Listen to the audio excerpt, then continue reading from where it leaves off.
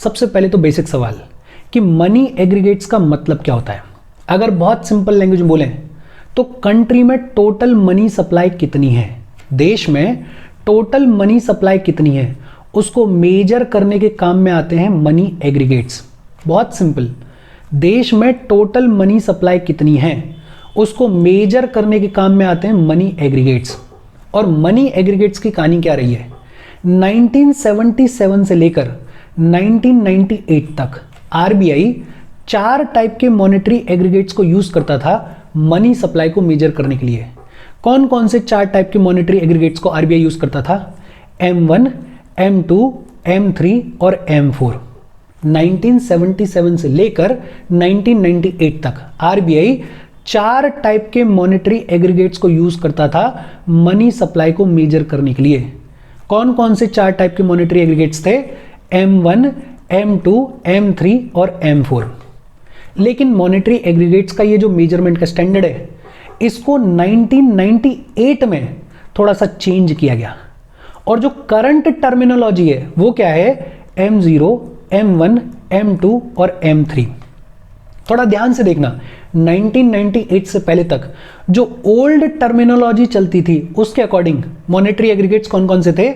M1, M2, M3 और M4। ये जो मॉनेटरी एग्रीगेट्स का मेजरमेंट स्टैंडर्ड है इसको 1998 में चेंज किया गया और जो करंट टर्मिनोलॉजी है या फिर ये कहें कि आज की डेट में जो न्यू टर्मिनोलॉजी है वो क्या है? M0, M1, M2, M3।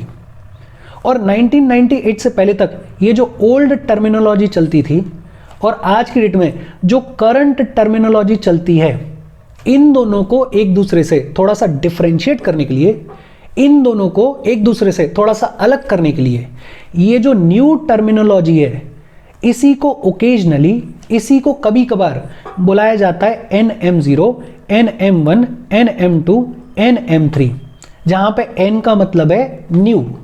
बहुत सिंपल, 2-3 चीजें अपन ने पढ़ी हैं। एक तो मनी एग्रीगेट्स का मतलब क्या होता है, कंट्री में टोटल मनी सप्लाई कितनी है उसको मेजर करने के काम में आते हैं मनी एग्रीगेट्स। और मनी एग्रीगेट्स की कहानी क्या रही है, 1977 से लेकर 1998 तक आरबीआई 4 टाइप के मॉनेटरी एग्रीगेट्स को यूज करता था मनी सप्लाई को मेजर करने के लिए। कौन कौन से? M1, M2, M3, M4। ये जो मॉनेटरी एग्रीगेट्स का मेजरमेंट स्टैंडर्ड है इसको 1998 में चेंज किया गया और जो करंट टर्मिनोलॉजी है वो क्या है? M0, M1, M2, M3। ये जो करंट टर्मिनोलॉजी है इसी को कभी कभार बुलाया जाता है NM0, NM1, NM2, NM3। अच्छा, ये तो मॉनेटरी एग्रीगेट्स हैं, ये मॉनेटरी एग्रीगेट्स अपनी जगह पे हैं। इन मॉनेटरी एग्रीगेट्स के साथ साथ 3 लिक्विडिटी एग्रीगेट्स भी हैं। कितने लिक्विडिटी एग्रीगेट्स हैं? 3 लिक्विडिटी एग्रीगेट्स हैं। कौन कौन से? L1, L2, L3। Liquidity aggregates में क्या होता है, नॉन डिपोजिटरी फाइनेंशियल कॉर्पोरेशंस की जो फाइनेंशियल लाइबिलिटीज होती हैं उनको भी इंक्लूड किया जाता है इन लिक्विडिटी एग्रीगेट्स में। नॉन डिपोजिटरी फाइनेंशियल कॉर्पोरेशंस जैसे एनबीएफसीज के बारे में डिटेल में इसी चैप्टर में आगे चलते हुए हम पढ़ेंगे। लेकिन ये जो एनबीएफसीज होती हैं इनकी जो फाइनेंशियल लाइबिलिटीज होती हैं इनको भी इंक्लूड किया जाता है इन लिक्विडिटी एग्रीगेट्स में।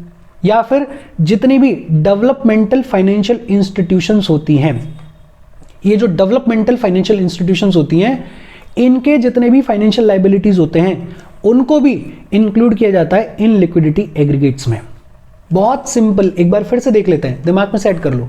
मनी एग्रीगेट्स का मतलब क्या है, कंट्री में टोटल मनी सप्लाई कितनी है उसको मेजर करने के काम में आते हैं मनी एग्रीगेट्स।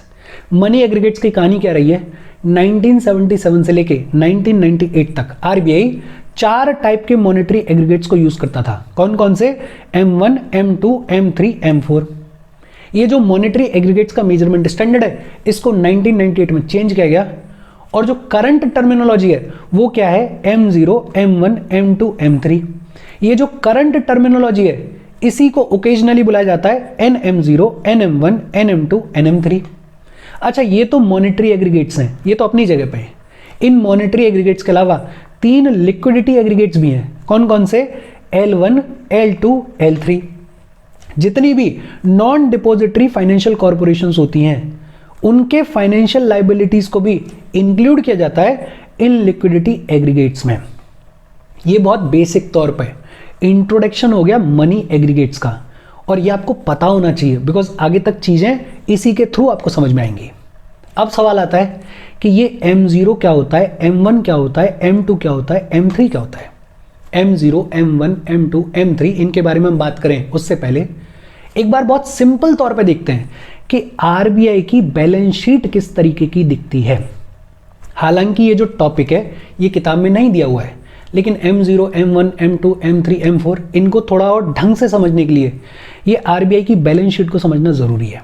और जब हम बात करते हैं आरबीआई की बैलेंस शीट के बारे में तो आरबीआई की कुछ होती हैं लाइबिलिटीज़ और कुछ होते हैं आरबीआई के एसेट्स।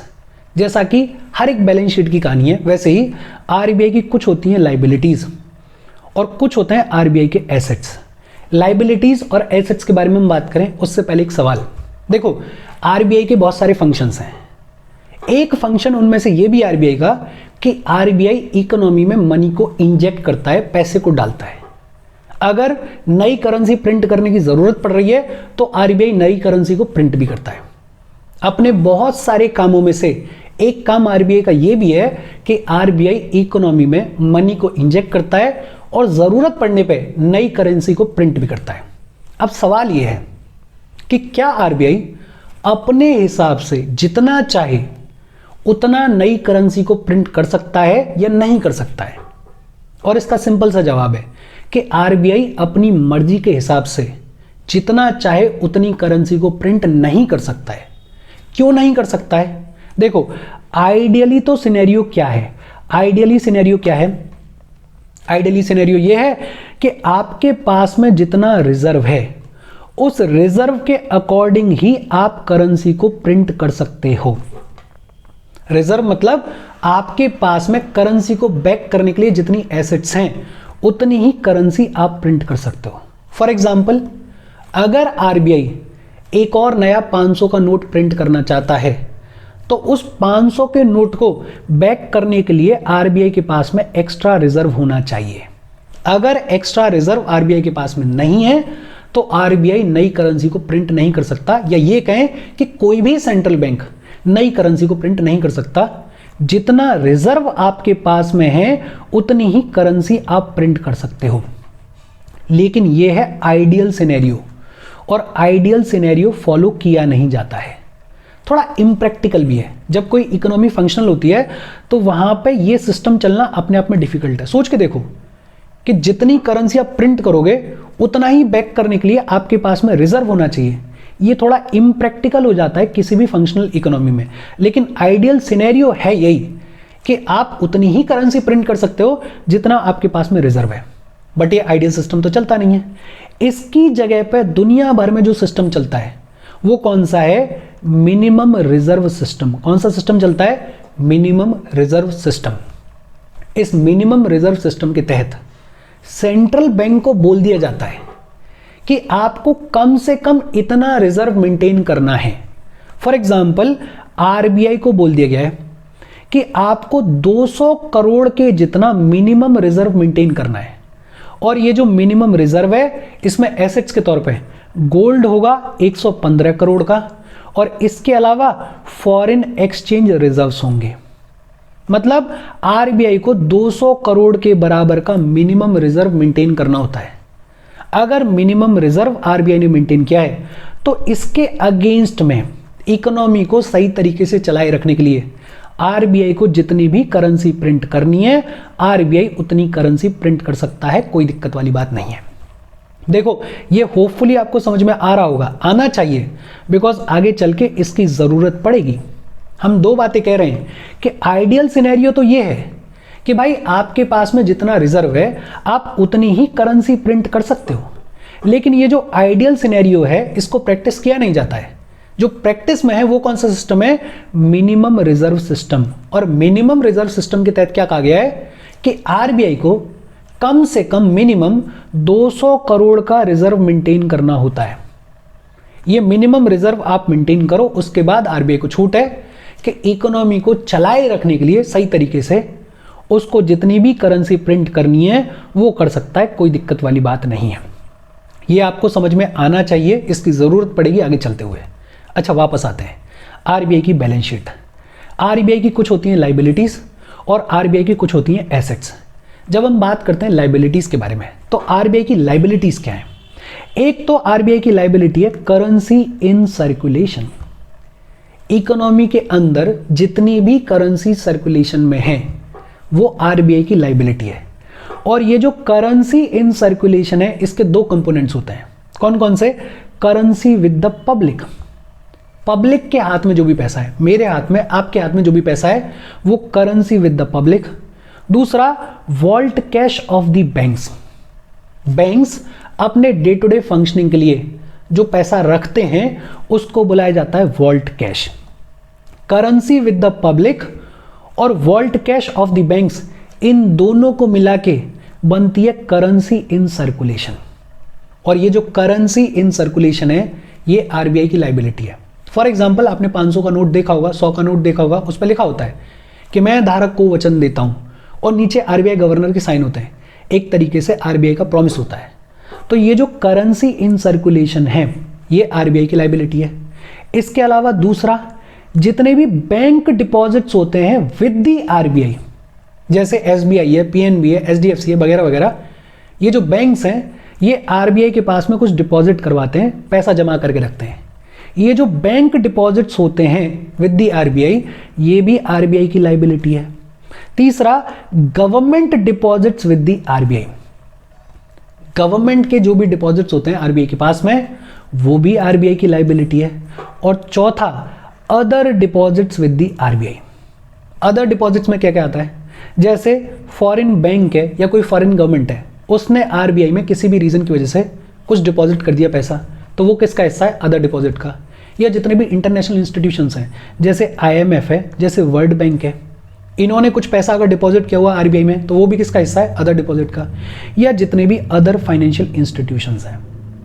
तो अगर आरबीआई की लाइबिलिटीज की बात करें तो लाइबिलिटीज क्या है? Currency in circulation plus bank deposits with the RBI, इसके अलावा government deposits with the RBI, इसके अलावा other deposits with the RBI. ये आरबीआई की लाइबिलिटीज हैं। और इन लाइबिलिटीज के अगेंस्ट में आरबीआई की एसेट्स क्या हैं? आरबीआई गवर्नमेंट को और बैंक्स को लोन के तौर पे पैसा देता है। ये जो लोन के तौर पे पैसा दिया जाता है आरबीआई के द्वारा, ये आरबीआई की एसेट है। आरबीआई फॉरेन एसेट्स को, फॉरेन बॉन्ड्स वगैरह को परचेज कर लेता है। तो ये जो फॉरेन एसेट्स हैं या फॉरेन बॉन्ड्स हैं जिनको आरबीआई ने परचेज किया है, वो भी आरबीआई की एसेट है। आरबीआई गोल्ड रिजर्व को मेंटेन करके रखता है, गोल्ड खरीदता है, अपने पास में रखता है। ये जो गोल्ड है ये भी आरबीआई की एसेट है, या कोई भी अदर एसेट, वो सब कंपोनेंट फॉर्म करते हैं आरबीआई के एसेट्स का। अच्छा, एक तरफ है लाइबिलिटीज, दूसरी तरफ है एसेट्स। स्टैंडर्ड बैलेंस शीट कैसी दिखनी चाहिए आरबीआई की? स्टैंडर्ड बैलेंस शीट कैसी होगी? जब liabilities are equal to assets. Liabilities कौन कौन सी हैं? Currency in circulation, bank deposits with RBI, government deposits with RBI, other deposits with RBI. और एसेट्स की अगर बात करें तो जो भी लोन के तौर पे पैसा दिया गया आरबीआई के द्वारा, जो भी फॉरेन एसेट्स बॉन्ड्स वगैरह आरबीआई ने परचेज किए हैं, जो भी गोल्ड आरबीआई के पास में है, या जो भी अदर एसेट्स आरबीआई के पास में है, वो सब एसेट्स कंपोनेंट को फॉर्म करते हैं आरबीआई के को। अच्छा, लाइबिलिटीज और एसेट्स के कॉन्टेक्स्ट में अगर आरबीआई को मनी सप्लाई इंक्रीज करनी है तो आरबीआई मनी सप्लाई को कैसे इंक्रीज कर सकता है? थोड़ा सा दिमाग लगाओगे समझ में आ जाएगा। बड़ा सिंपल सा तरीका है।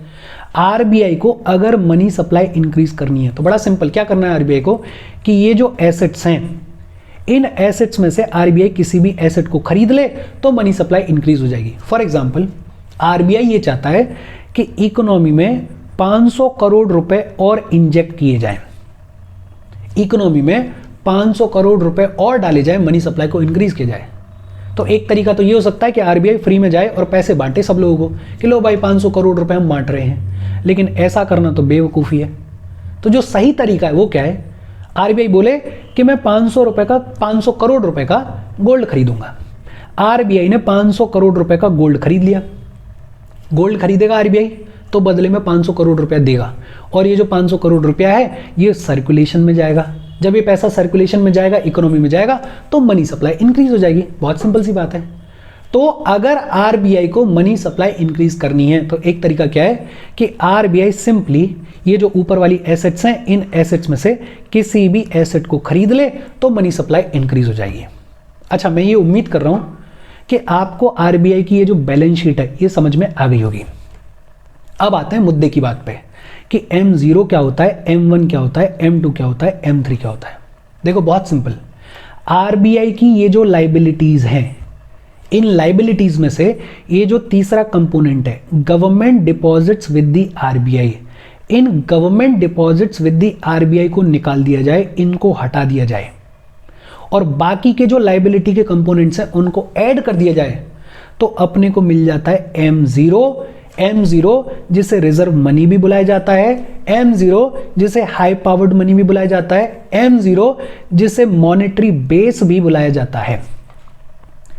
आरबीआई की जो लाइबिलिटीज हैं उनमें से ये जो government deposits with the RBI हैं इनको निकाल दिया जाए और बाकी सबको ऐड कर दिया जाए। कौन कौन से को ऐड कर दिया जाए? Currency in circulation plus bank deposits with RBI plus other deposits with RBI, इन तीन को ऐड कर दिया जाए। Currency in circulation, bank deposits with RBI and other deposits with RBI, इन तीन को ऐड कर दिया जाए तो अपने को मिल जाता है M0। ये जो M0 है इसी को बुलाया जाता है रिजर्व मनी, ये जो M0 है इसी को बुलाया जाता है हाई पावर्ड मनी, ये जो M0 है इसी को बुलाया जाता है मॉनेटरी बेस। और ये जो M0 है ये फॉर्म करता है मनी सप्लाई के बेस को। भाई मनी सप्लाई होनी कहां से है? यही है ना, जो करेंसी इन सर्कुलेशन है वो मनी सप्लाई का हिस्सा है, या जो bank deposits with the RBI है, कल को ये पैसा बाहर जाएगा और मनी सप्लाई का हिस्सा बनाएगा, या फिर जो other deposits with the RBI है, आरबीआई उस पैसे को भी यूज कर सकता है और मनी सप्लाई को इंक्रीज कर सकता है, या अगर रिवर्स करना चाहे तो रिवर्स भी कर सकता है। तो ये जो M0 है यही है मनी सप्लाई का बेसिस। और M0 को कैलकुलेट करने का तरीका क्या है? आरबीआई की जो भी लाइबिलिटीज हैं उनको ऐड कर दो except money deposit, government deposits with the RBI. Government deposits with the RBI को हटा दो, बाकी के तीनों कंपोनेंट्स को ऐड कर दो। कौन कौन से तीनों components? Currency in circulation, bank deposits with RBI and other deposits with RBI, इन तीनों को ऐड कर दो तो हमें मिल जाता है M0 जिसे बुलाया जाता है रिजर्व मनी, जिसे बुलाया जाता है हाई पावर्ड मनी, या जिसे बुलाया जाता है मॉनेटरी बेस। बड़ा सिंपल, होपफुली आपको ये समझ में आ रहा होगा। मतलब अगर सिंपल तौर पे लिखें तो M0 ये जो रिजर्व मनी है इसको कैसे निकालते हैं? Currency in circulation plus bank deposits with RBI plus other deposits with RBI, इन तीनों को जब आप ऐड कर देते हो तो आपको मिल जाता है M0, आपको मिल जाती है रिजर्व मनी। इसी रिजर्व मनी को बुलाया जाता है हाई पावर्ड मनी, इसी रिजर्व मनी को बुलाया जाता है मॉनेटरी बेस, और ये जो रिजर्व मनी या M0 होता है यही होता है मनी सप्लाई का बेस। होपफुली आपको ये समझ में आ रहा होगा। ये जो लाइबिलिटीज और एसेट्स आपको दिखाई गई आरबीआई की, ये सिर्फ इसीलिए दिखाई गई कि आपको M0 समझ में आए। M0 में तीन कंपोनेंट्स को ऐड कर रहे हैं हम आरबीआई की लाइबिलिटीज के। कौन कौन से तीन कंपोनेंट्स? एक तो करेंसी इन सर्कुलेशन, दूसरा बैंक डिपॉजिट्स विद आरबीआई, तीसरा अदर डिपॉजिट्स विद आरबीआई। इनको ऐड कर दो तो हमें मिल जाता है M0, हमें मिल जाती है रिजर्व मनी। अच्छा, एक चीज और, 1998 से पहले तक मॉनेटरी एग्रीगेट्स का जो सिस्टम चलता था उसमें रिजर्व मनी के लिए अलग से कोई सिंबॉलिक M0 या M1 या कुछ नहीं था, सिंपल रिजर्व मनी बोलते थे। 1998 के बाद से ये जो रिजर्व मनी है इसको M0 बुलाया जाता है या NM0 बुलाया जाता है। मेरा कहने का मतलब यह है कि ये जो रिजर्व मनी है ये पहले भी ऐसे ही कैलकुलेट होती थी, आज भी ऐसे ही कैलकुलेट होती है, दोनों में कोई डिफरेंस नहीं है। बस फर्क कितना है कि पहले इसको सिंपल तौर पे रिजर्व मनी बोल देते थे, अब इसको NM0 या M0 बोल देते हैं, बाकी कोई चेंज नहीं है। रिजर्व मनी का मतलब क्या है कि करेंसी इन सर्कुलेशन मैं ऐड करूं बैंक डिपॉजिट्स विद आरबीआई, मैं ऐड करूं other deposits with RBI. Hopefully reserve money तक आपको बात समझ में आ गई होगी। अब इस चीज को यहीं छोड़ दो। अब बात आती है मॉनेटरी एग्रीगेट्स के बारे में। M1 क्या होता है, M2 क्या होता है, M3 क्या होता है, M4 क्या होता है। देखो, M1 को बुलाया जाता है नैरो मनी। क्या बुलाया जाता है? Narrow money. और M1 को निकालने का बड़ा सिंपल सा तरीका है। तरीका क्या है? Currency with the public. Public के हाथ में जितना भी पैसा है करेंसी विद द पब्लिक में ऐड करो net demand deposits with the banks. Banks के पास में डिमांड डिपॉजिट के तौर पे जो भी पैसा जमा किया गया है, करेंसी विद द पब्लिक को लो, उसमें बैंक्स के पास में डिमांड डिपॉजिट के तौर पे जो भी पैसा है उसको ऐड करो, और उसमें other deposits with the RBI को ऐड करो, तो हमें मिल जाएगा M1, हमें मिल जाएगी नैरो मनी। नैरो मनी या M1 को निकालने का बड़ा सिंपल सा तरीका है, दोबारा से सुनो। करेंसी विद द पब्लिक को लो, करेंसी विद द पब्लिक में बैंक के पास में डिमांड डिपॉजिट के तौर पे जो भी पैसा है उसको ऐड करो, और उसमें फिर आरबीआई के अदर डिपॉजिट्स को ऐड करो, तो अपने को मिल जाता है M1, अपने को मिल जाती है नैरो मनी। अच्छा, इसमें दो तीन चीजें समझने वाली हैं। एक तो इसमें बात की जा रही है डिमांड डिपॉजिट्स के बारे में। ये डिमांड डिपॉजिट्स क्या होते हैं? देखो, जब हम बात करते हैं डिपॉजिट्स के बारे में, तो ये जो डिपॉजिट्स होते हैं ये दो तरीके के होते हैं। एक होते हैं डिमांड डिपॉजिट्स, एक कौन से होते हैं? डिमांड डिपॉजिट्स, और दूसरे होते हैं टाइम डिपॉजिट्स। दूसरे कौन से होते हैं? Time deposits. डिमांड डिपॉजिट्स का मतलब क्या है? वो पैसा जो कि ऑन डिमांड बैंक से निकाला जा सकता है उसको बुलाया जाता है डिमांड डिपॉजिट्स। फॉर एग्जांपल, मेरा सेविंग्स अकाउंट है, उसमें से मैं ऑन डिमांड पैसा निकाल सकता हूँ। एटीएम लेके जाऊँ, पैसा निकाल लूँ, कोई दिक्कत नहीं है। बैंक जाऊँ, पर्ची भरूँ, पैसा निकाल लूँ, कोई दिक्कत नहीं है। या चेक डालूँ, पैसा निकाल लूँ, कोई दिक्कत नहीं है। ऑन डिमांड जिस पैसे को बैंक से निकाला जा सकता है उसको बुलाया जाता है डिमांड डिपॉजिट। और दूसरे होते हैं टाइम डिपॉजिट्स। क्या होते हैं? Time deposits. टाइम डिपॉजिट्स क्या होते हैं? जैसे बहुत सारे लोग एफडी करवाते हैं, तो ये जो एफडी होती है इसमें एक मैच्योरिटी टाइम पीरियड होता है, 1 साल का, 2 साल का, 5 साल का, 10 साल का। अब इसमें क्या है? टाइम का फैक्टर है कि भाई 5 साल की एफडी है, तो जब 5 साल पूरे होंगे तभी इस पैसे को निकाला जा सकता है। उससे पहले अगर आप पैसे को निकालने की कोशिश करोगे तो पूरा पैसा आपको नहीं मिलेगा, कुछ पेनल्टी के तौर पे पैसा काट लिया जाएगा। ऑन डिमांड जिस पैसे को निकाला जा सकता है वो होते हैं डिमांड डिपॉजिट्स, और वो पैसा जिसमें टाइम का फैक्टर है, जिसमें टाइम मैच्योरिटी का फैक्टर है, उसको बोलते हैं टाइम डिपॉजिट। और जब हम बात करते हैं M1 के बारे में, नैरो मनी के बारे में, तो हम क्या कहते हैं कि करेंसी विद द पब्लिक, उसमें ऐड करो बैंक के डिमांड डिपॉजिट्स को, उसमें ऐड करो other deposits with the RBI को। अच्छा, ये जो M1, M2, M3, M4 ये लिखे हुए हैं, टेक्स्ट को अपन देख लेंगे। इसको थोड़ा इजी लैंग्वेज में एक टेबल के फॉर्म से समझने की कोशिश करते हैं। देखो, M1 तो हमने देख लिया है। M1 क्या है? M1 है currency with the public plus bank के पास में जो भी डिमांड डिपॉजिट के तौर पे पैसा है वो, और plus other deposits with the RBI. ये जो करेंसी विद द पब्लिक है और ये जो other deposits with the RBI है, इसको सिंपल तौर पे अपन बोल देते हैं करेंसी इन सर्कुलेशन। क्या बोल देते हैं? Currency in circulation. जब हम पैसे की बात करते हैं तो ज्यादातर पैसा तो वो है जो कि सर्कुलेशन में है, currency in circulation. Currency in circulation के अलावा बहुत सारा पैसा ऐसा है जो कि बैंक्स में जमा है, और बैंक्स में जो पैसा जमा है वो दो तरीके से जमा है। एक तो डिमांड डिपॉजिट के फॉर्म में, और कुछ पैसा जो है वो टाइम डिपॉजिट के फॉर्म में भी जमा होता है। अभी हमने देखा है, इसमें कोई दिक्कत वाली बात नहीं है। अच्छा, बैंक्स के अलावा कुछ पैसा ऐसा भी होता है जो पोस्ट ऑफिस सेविंग बैंक्स में जमा करवाते हैं लोग। और ये जो पोस्ट ऑफिस सेविंग बैंक्स हैं, इनमें भी पैसा दो तरीके से जमा किया जाता है। एक तो डिमांड डिपॉजिट के फॉर्म में, जिसको सेविंग डिपॉजिट भी बुलाया जाता है, और दूसरा टाइम डिपॉजिट के फॉर्म में। देखो, मोटा मोटा अगर बात करें तो जितना भी पैसा है वो किस तरीके से डिस्ट्रीब्यूटेड है? कुछ तो सर्कुलेशन में है, ज़्यादातर सर्कुलेशन में है।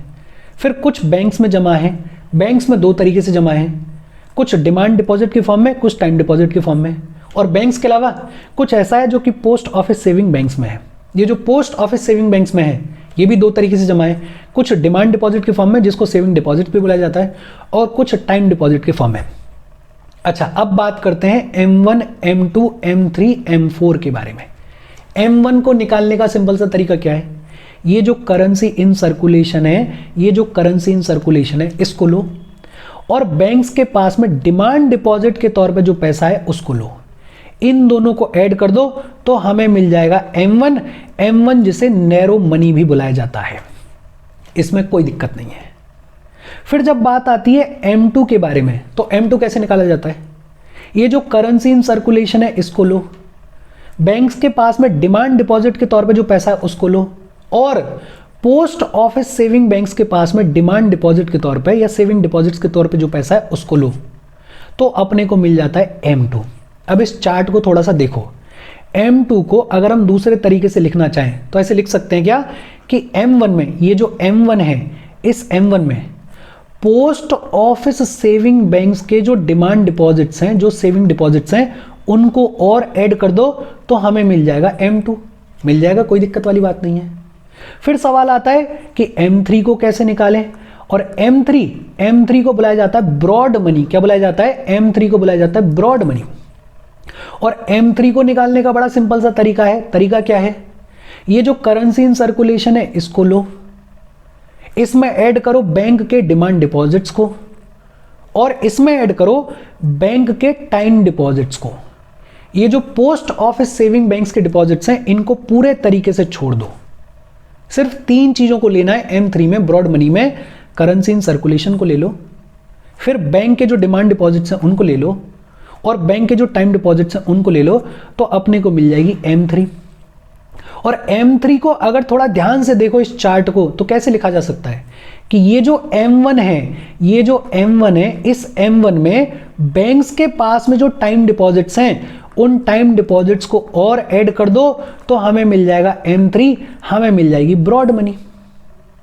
और फिर M4 कैसे निकाला जाता है? बड़ा सिंपल, करेंसी इन सर्कुलेशन को लो, बैंक के डिमांड डिपॉजिट्स को लो, बैंक के टाइम डिपॉजिट्स को लो, और पोस्ट ऑफिस सेविंग बैंक्स के जो डिमांड डिपॉजिट्स हैं और जो टाइम डिपॉजिट्स हैं उनको भी लो।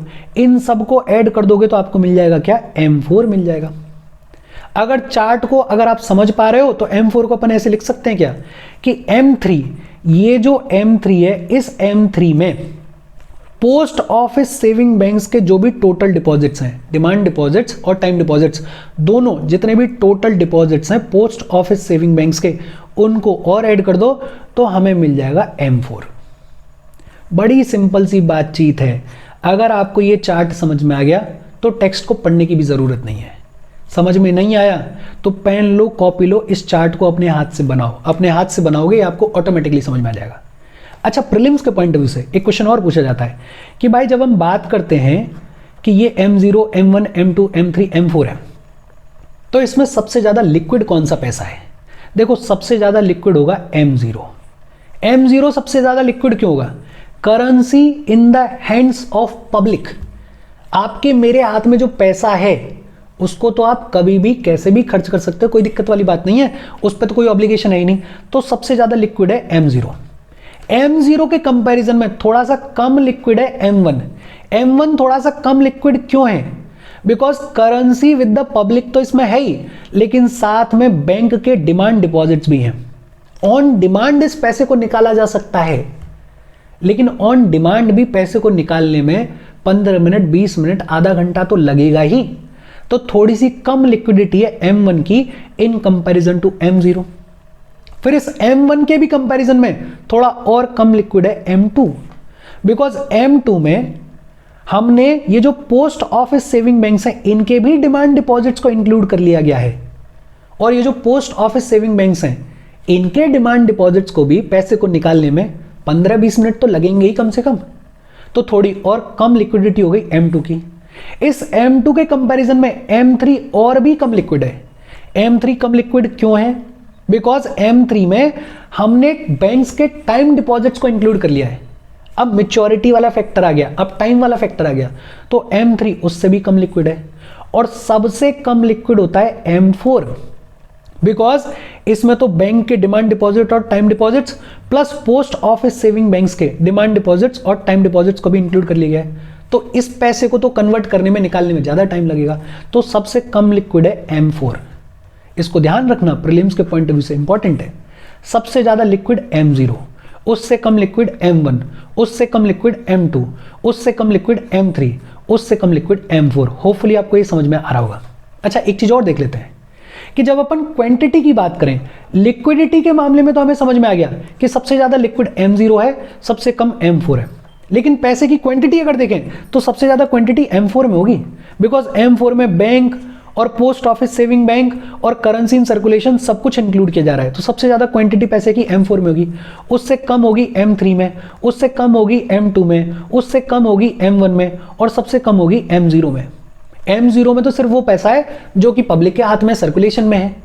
फिर M0 के बाद जब अपन M1 की बात करते हैं तो M1 में उस पैसे को भी इंक्लूड कर लिया जो बैंक्स के अंदर डिमांड डिपॉजिट के तौर पे है। फिर M2 में हमने उस पैसे को भी इंक्लूड कर लिया जो कि पोस्ट ऑफिस सेविंग बैंक्स में डिमांड डिपॉजिट के तौर पे है। तो आपको समझ में आ रहा होगा कि जब क्वांटिटी की बारी आएगी तो सबसे ज्यादा पैसे की क्वांटिटी होगी M4 में और सबसे कम पैसे की क्वांटिटी होगी M0 में। लेकिन ये लिक्विडिटी वाला ज्यादा इंपॉर्टेंट है। सबसे ज्यादा लिक्विड पैसा कौन सा है? M0 वाला है। और सबसे कम कौन सा है? M4 वाला है। होपफुली आपको ये क्रिस्टल क्लियर हुआ होगा और यही सब कुछ लिखा हुआ है टेक्स्ट में, फटाफट से देख लेते हैं। M1 नैरो मनी हमने देख लिया, currency with the public plus net demand deposits with the banks plus other deposits with the RBI। फिर M2 को निकालने का तरीका क्या है? ये जो M1 है, इसी M1 में पोस्ट ऑफिस सेविंग बैंक्स के जो सेविंग डिपॉजिट्स हैं या डिमांड डिपॉजिट्स हैं उनको और ऐड कर दो तो हमें मिल जाता है M2। फिर M3 जिसे ब्रॉड मनी भी बुलाया जाता है। ब्रॉड मनी कैसे निकाला जाता है? ये जो M1 है, इसी M1 में बैंक्स के जो टाइम डिपॉजिट्स हैं उनको और ऐड कर दो तो हमें मिल जाता है M3 ब्रॉड मनी। और M4 कैसे निकाला जाता है? ये जो M3 है, इस M3 में पोस्ट ऑफिस सेविंग बैंक्स के टोटल डिपॉजिट्स को ऐड कर दो, टाइम डिपॉजिट और डिमांड डिपॉजिट्स दोनों को ऐड कर दो तो अपने को मिल जाता है M4। मैं तो कह रहा हूं कि इसको देखो ही मत, आपको तो ये चार्ट समझना है। इस चार्ट को अपने हाथ से ड्रॉ करो। अगर ये समझ में आ गया तो बाकी सारी चीजें समझ में आ जाएंगी, कोई दिक्कत वाली बात नहीं है। अच्छा, जब हम बात करते हैं M0 के बारे में, M1 के बारे में, M3 के बारे में, तो सबसे ज्यादा यूज किए जाते हैं ये इंडिया में। इनफैक्ट M3 जो है, ये जो ब्रॉड मनी है, ये सबसे ज्यादा यूज किया जाता है। और M2 M4 जो है वो बहुत रेयरली यूज किए जाते हैं। और M2 M4 को अगर आप ध्यान से देखोगे तो M2 और M4 दोनों में ही पोस्ट ऑफिस सेविंग बैंक्स वाला जो कंपोनेंट है उसको भी ऐड किया जा रहा है। तो ये जो पोस्ट ऑफिस सेविंग बैंक्स वाला कंपोनेंट है इसको बहुत ज्यादा यूज नहीं किया जाता है, इसके डेटा को बहुत ज्यादा यूज नहीं किया जाता है, इसलिए M2 और M4 को बहुत रेयरली यूज किया जाता है। जो सबसे ज्यादा वाइडली यूज किया जाता है वो किया जाता है M3। और M3 में क्या है?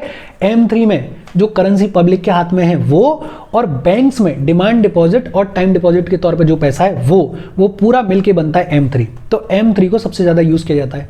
लिक्विडिटी की अगर बात करें तो सबसे ज्यादा लिक्विड है M0, उससे कम M1, उससे कम M2, उससे कम M3, सबसे कम M4। कैसे है वो हमने देख लिया। होपफुली ये सारी चीजें आपको समझ में आई होंगी और ये आपको समझ आना चाहिए, बिकॉज इसी में लोग बाग कंफ्यूज रहते हैं। ये कंफ्यूजन आपको क्लियर होना चाहिए। जो भी दोनों तीनों तरीके हैं इसको समझाने के, चार्ट वाला वो चार्ट वाला हमने देख लिया, फॉर्मूला वाला वो फॉर्मूला वाला हमने देख लिया, और ये जो है कि बैलेंस शीट के थ्रू समझो वो बैलेंस शीट वाला भी देख लिया। तीनों मेथड्स को इंटीग्रेट किया है तो अब तो आपको समझ में आना चाहिए। अच्छा, हम आगे बढ़ें उससे पहले वीडियो पे लाइक के बटन को दबा दो। लाइक दबाना जरूरी है बिकॉज यूट्यूब ऐसे ही फंक्शन करता है। जब आप वीडियो पे लाइक के बटन को दबाते हो तो यूट्यूब वीडियो को थोड़ा सा कंसिडर करता है और पुश कर देता है। तो लाइक का बटन दबा दो। ये मेरे को आदत पड़ गई है, आपको भी पड़ जानी चाहिए। लाइक तो दबाई दिया करो बिकॉज उसमें कुछ जाता नहीं है।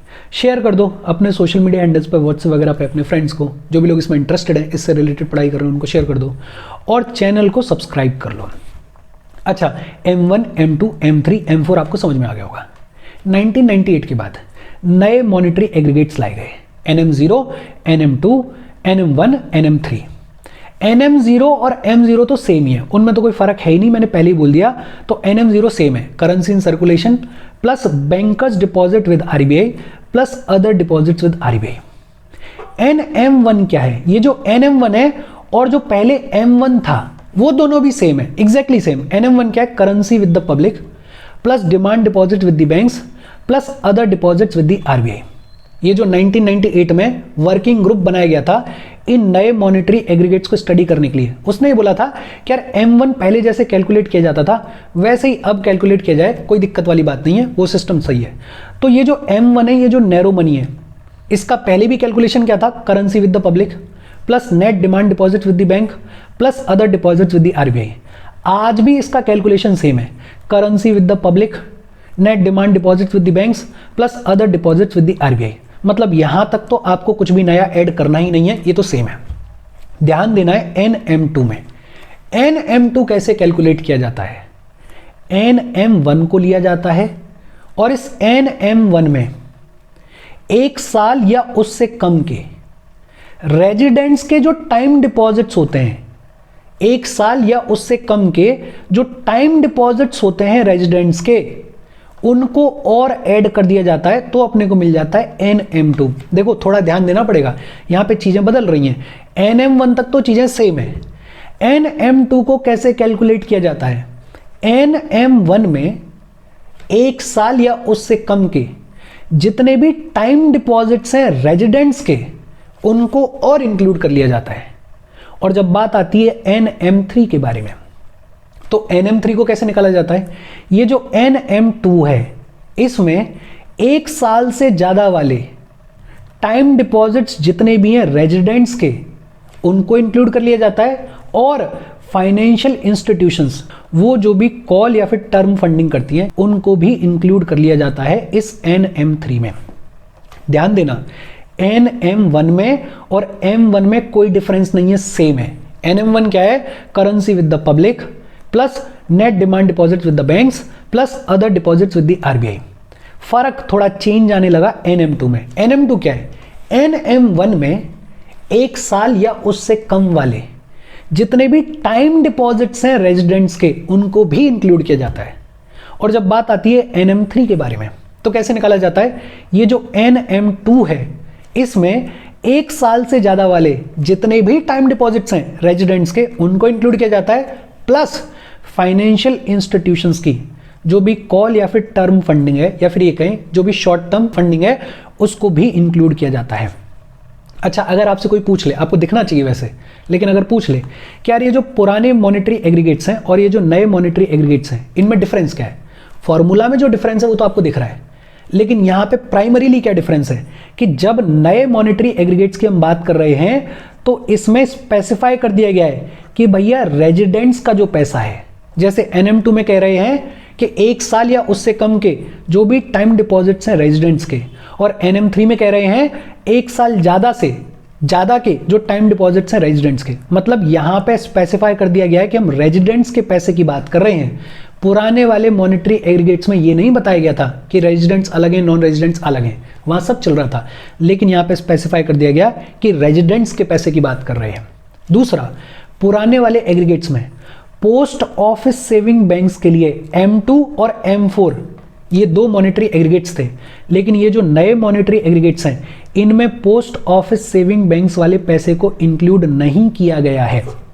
तो ये ध्यान रखना कि 2 डिफरेंस अगर बोलें तो नए मॉनेटरी एग्रीगेट्स में रेजिडेंट्स वाली कंडीशन को स्पेसिफाई कर दिया गया है, और दूसरा ये जो पोस्ट ऑफिस सेविंग बैंक्स को इंक्लूड किया जाता था पहले M2 और M4 में, उसको पूरी तरीके से यहां पे हटा दिया गया है। आपको ध्यान देना है NM2 पे और NM3 पे। हालांकि प्रीलिम्स के पॉइंट ऑफ व्यू से अगर देखें तो आपसे लिक्विडिटी के बारे में पूछा जा सकता है, आपसे क्वांटिटी के बारे में पूछा जा सकता है। अगर पूछेंगे तो सिंपल तौर पे इसके बारे में पूछेंगे। न्यू मॉनेटरी एग्रीगेट्स के बारे में पूछें, उसकी प्रोबेबिलिटी बहुत कम है, और फॉर्मूला पूछें, उसकी प्रोबेबिलिटी तो बहुत ही कम है। लेकिन अब हम पढ़ रहे हैं तो अपने को पता होना चाहिए, जब इतनी मेहनत कर रहे हैं तो देख लो भैया क्या डिफरेंस है, क्या फॉर्मूला है। एक एक लाइन के फॉर्मूला है, मेरे को याद है तो आपको भी याद हो सकते हैं। अच्छा, ये तो मॉनेटरी एग्रीगेट्स हैं। इन मॉनेटरी एग्रीगेट्स के अलावा 3 लिक्विडिटी एग्रीगेट्स हैं। कौन कौन से? L1, L2, L3।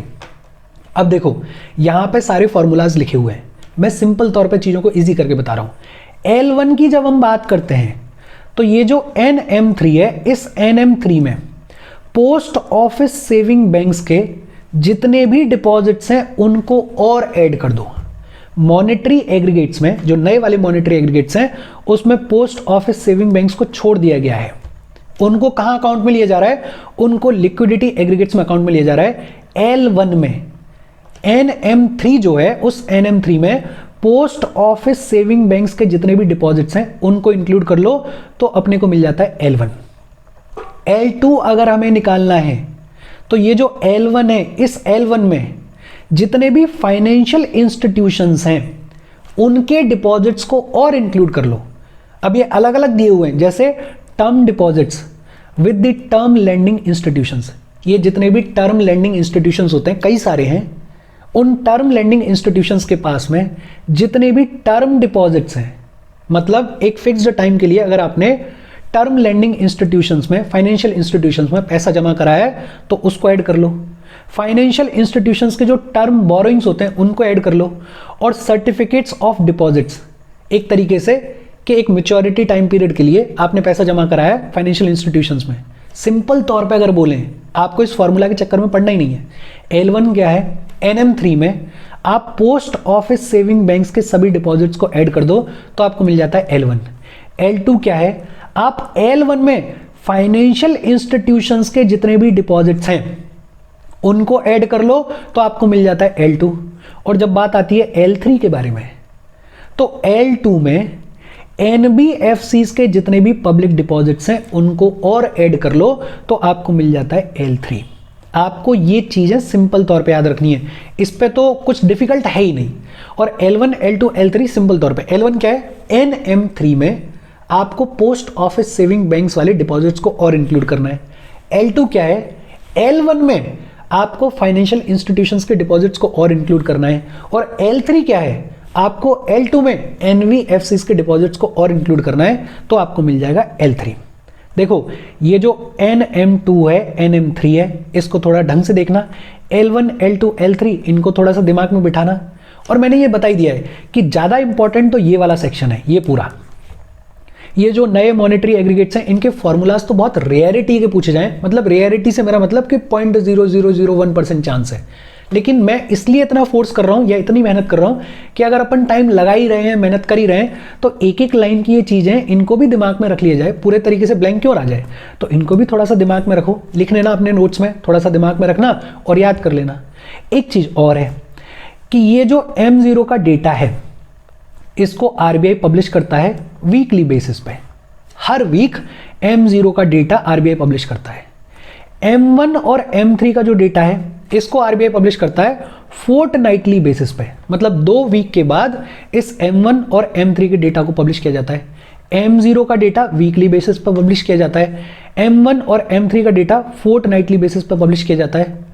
L1 और L2 का डेटा मंथली बेसिस पर पब्लिश किया जाता है और L3 का डेटा क्वार्टरली बेसिस पर पब्लिश किया जाता है। और इसके साथ आज की हमारी बातचीत खत्म हो गई। मैं ऐसी उम्मीद कर रहा हूं कि आपको ये मॉनेटरी एग्रीगेट्स बहुत ढंग से समझ में आए होंगे। कोई भी डाउट हो तो कमेंट करके पूछ लेना, आगे मत बढ़ना। अगर ऐसा भी हो कि बिल्कुल समझ में नहीं आया तो मेरे को बोल देना, कोई दिक्कत नहीं है, इंस्टाग्राम पे मैसेज कर लेना, अपन कुछ ना कुछ फिगर आउट कर लेंगे। लेकिन ये आपको समझ में आना चाहिए। कोई डाउट हो कमेंट करके पूछ लेना। Thank you very much.